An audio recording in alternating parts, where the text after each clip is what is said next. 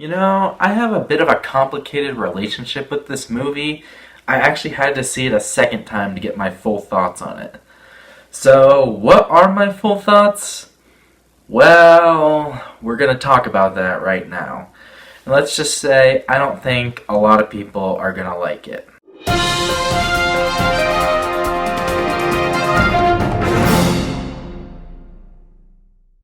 Once Upon a Time in Hollywood.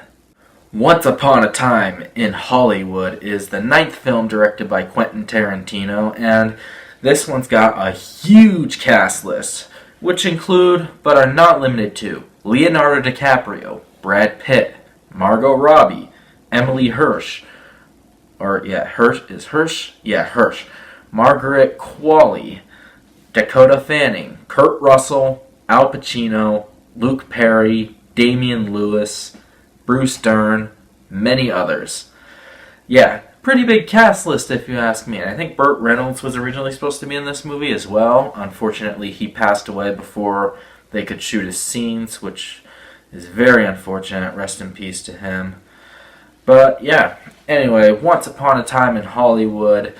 It basically follows two characters. You got an actor played by Leonardo DiCaprio and then his stunt double played by Brad Pitt. And Leonardo DiCaprio's character thinks he's a has-been, that he's not really that relevant anymore in the acting industry, but he's trying to stay relevant. Meanwhile, he also has his friendship with Brad Pitt's character as his stunt double, and he's trying to maintain that. And you also have Margot Robbie's character, Sharon Tate, who's in this movie, and also the Manson family gets involved. It's got a lot of things going on in it, but that's the general thing I can say about it without giving away too much.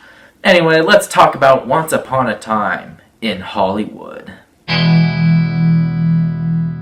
If you couldn't already guess, I was really excited for this movie because I love Quentin Tarantino. He's one of my favorite movie directors. He directed such masterpieces like Pulp Fiction, Kill Bill Volume 1, Reservoir Dogs, Django Unchained, The Hateful Eight, and a couple other good movies in there as well.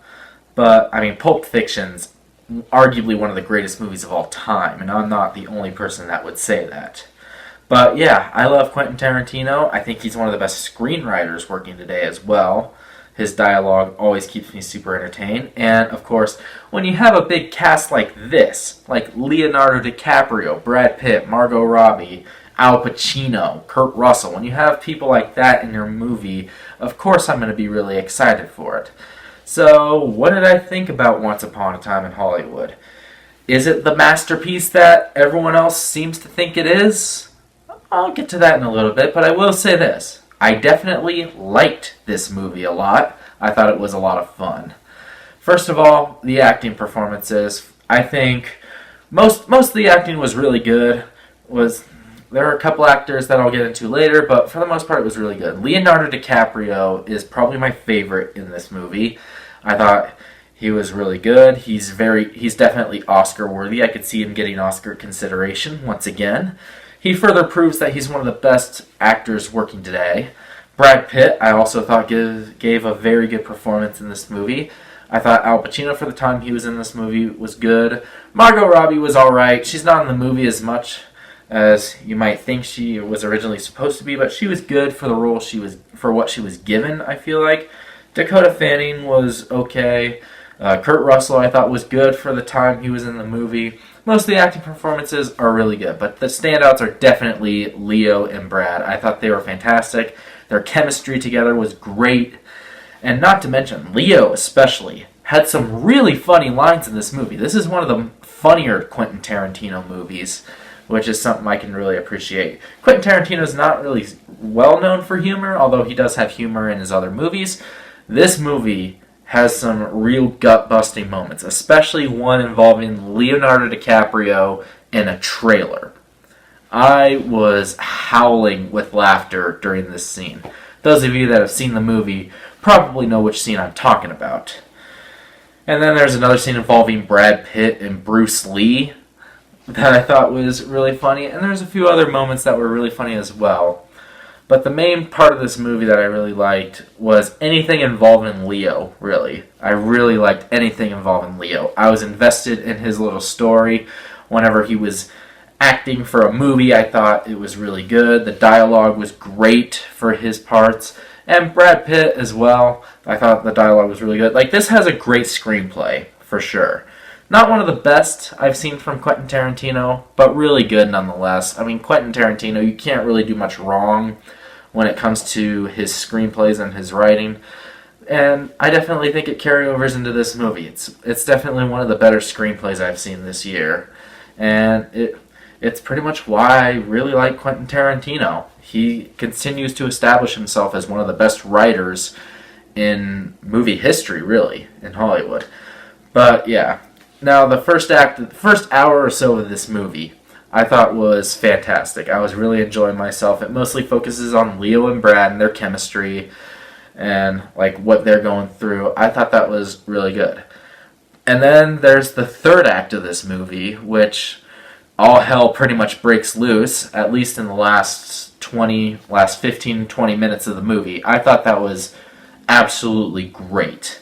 I thought the final 15 to 20 minutes, it seems to divide a lot of people. I personally loved it.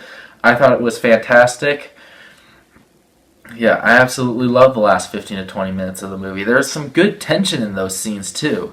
And there are a couple other scenes that have some tension built up as well, and there are a few other funny moments here and there. But yeah, overall, Once Upon a Time in Hollywood is just a good, fun Quentin Tarantino movie. It's not your traditional Tarantino movie where it's just like a bunch of violence, a bunch of curse words. And while there are a lot of curse words in this movie, there's not a lot of violence. So I can definitely appreciate Tarantino trying to take a different direction, maybe a more light-hearted approach rather than just making everything super dark and like gritty at times and just kind of over the top. But for more effect in his movies, I can appreciate Quentin Tarantino for trying to take a different turn rather than his normal approach to movies. As I said before, I thought this movie was really good, really fun. However, I have a lot of problems with it. I don't think it's the masterpiece that everybody says it is. A lot of people are saying this is the best film of the year. I just don't quite see that. My first problem, Margot Robbie's character, and really anything to do with the Mansons in this movie, I felt like Quentin Tarantino didn't really take full advantage of that. Like, he kind of just glossed over the whole Manson family thing. It was in there for a decent portion of the movie, but like I feel like he barely touched on it compared to like the other stuff. And this is supposed to be a love letter to the 1960s film industry, or just 1960s Hollywood in general. And I feel like Tarantino did a good job of that, but in lieu of a decent plot. I feel like this movie doesn't really know what it wants to be, I feel like, other than just a love letter. There's not really a plot to this movie. I mean, there's a few subplots, but there isn't really a main central plot. And I know people are going to say, well, you don't need a plot to make a good movie. Well, if you don't have a plot, then how are you supposed to be engaged? You know what I mean? But yeah. And the main thing with Margot Robbie is I feel like she isn't really given anything to do. Like, there's almost nothing to her character. She's just kind of there. You see her dancing in a few scenes, walking around. There's a scene in a movie theater where she's watching a movie that she's in, and I feel like that scene just goes on for way too long. There's a lot of scenes like that in this movie, actually. I know Tarantino loves to do that. But the thing is, the dialogue is usually really effective, and it's what keeps the scene going. Like with Pulp Fiction, for example. There's a scene where Samuel L. Jackson's character is eating a burger, and he's like the whole Big Kahuna burger scene. If you remember that scene, the reason it was so effective is because of the dialogue. And then there was also tension in that scene as well. Like, you didn't know what Samuel L. Jackson was going to do, especially when he shouts, "English, mother F!" at the guy he's pointing a gun at. So, yeah, there was tension. There's not a lot of tension in this movie, really, until the final act. There's one scene that tries to build tension, but the payoff is just so dumb, and I feel like it just really falls flat. And it was all for nothing. And it's about 100 minutes into the movie, and it's on this old ranch that Brad Pitt and Leonardo DiCaprio used to film at. You guys probably know what I'm talking about. The Dakota Fanning's also in this scene, and yeah, she's barely in the movie as well. A lot of the big names in this movie are barely even in it, like Al Pacino, Margot Robbie, Dakota Fanning, even Kurt Russell. Although Kurt Russell's in it a little bit more than the others, like they're barely in the movie, and I feel like they're not really given a lot to do, and I wasn't really invested into their characters. However, the worst character in this movie for me was Margaret Qualley's character. Oh my god, she plays as one of the Manson family members, or one of the girls in the Manson family, and she hitchhikes in a certain scene, but then the way she acts, she's like acting all seductive. It was so over the top and ridiculous, I feel like. And this part again, it goes on for like 5 to 10 minutes, and then they get to this ranch, and that scene goes on for 5 to 10 minutes. So, yeah, I don't really understand what Tarantino was trying to do with some of these scenes. It just kind of dragged, and honestly, I got kind of bored at times. And plus, the film is 160 minutes. A lot of this movie could have been cut out for sure. I feel like it could have been cut down to like maybe 210, 220, but not 240. It was way too long for its own good. I know it sounds like I've been bagging on this movie a lot. To make it clear, I like this movie. I don't love it. It's not a Tarantino movie that I would put in and watch 100 times over because there's just too many issues I have with it. Again, it's a good movie. I just don't think it's the masterpiece that everyone else seems to think it is. And honestly, I'd rather watch The Lion King again. And I know that's probably going to piss a lot of people off, but that's just how I feel, and I'm sorry, but I really think The Lion King is a better movie than this. I know that's going to get me a lot of heat in the comments. Go ahead. Give me the views. But, yeah. Again, I loved Leonardo DiCaprio in the movie. I loved Brad Pitt. I loved everything to do with their characters. Everything that had to do with Leo in this movie I thought was great. There was some great tension, especially in the final act. Also, I forgot to mention one scene involving a flamethrower I thought was awesome.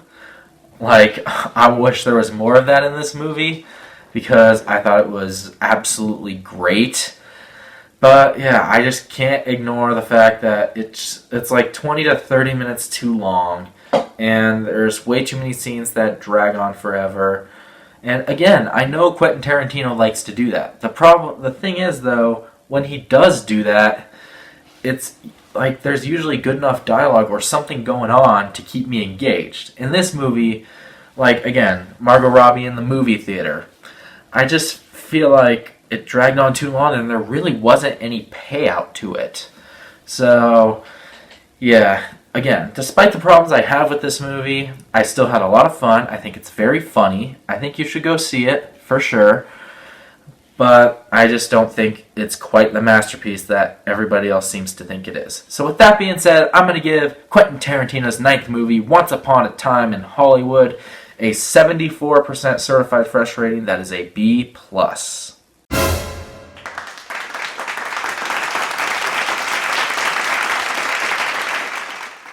A lot of people are probably going to tell me in the comments that's way too low. It should be way higher. You gave The Lion King an 89. Why are you giving this a 74?